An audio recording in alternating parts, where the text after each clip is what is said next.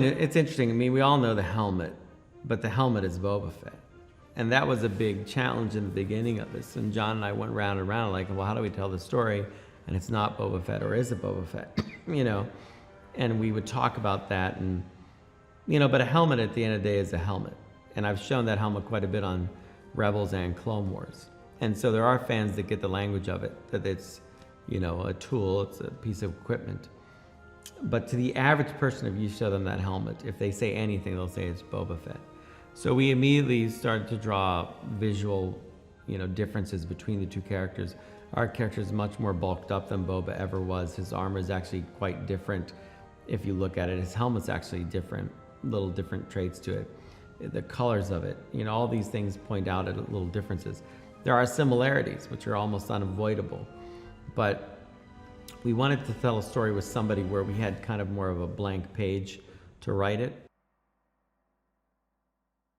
Yeah, it's amazing. It's really, for me, I felt with the pilot, my job was to show this guy as he is, as he has been, a hardened kind of weather-beaten person that, you know, has been through things we can't imagine and is just doing a job.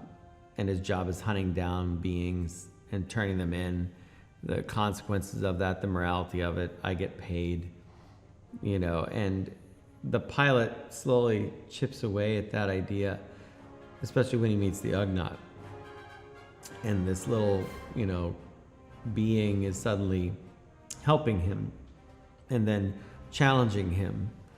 And I think it starts to make the gears in Mando's head wonder, what am I doing here and where is my line? What I've lost this idea of, you know, being a mercenary or being a person.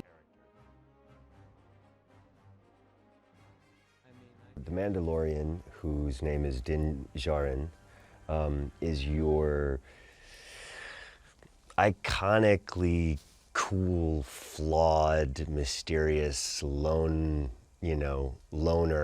gunslinger that harkens to the, best of the samurai movies and the westerns.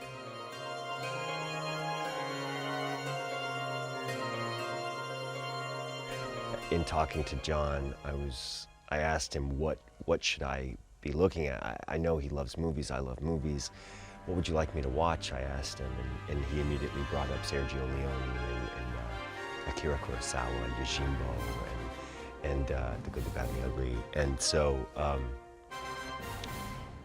he's very samurai Clint and me. And just wedge me into those two iconic characters, because he's also what I love the opportunity to make him as human and as accessible as possible, which is strange to say because it's impossible to get to him because he's covered in armor from head to toe. And yet, the idea is that, he's relatable. We're all kind of covered in our own armor, and terrified of taking that armor off. And that's the thing that crosses him over into a character that we're all going to really want to follow. Show to me in the most basic storyline is about a man who's been following a way of life and has that way of life sort of upended by the introduction of the baby.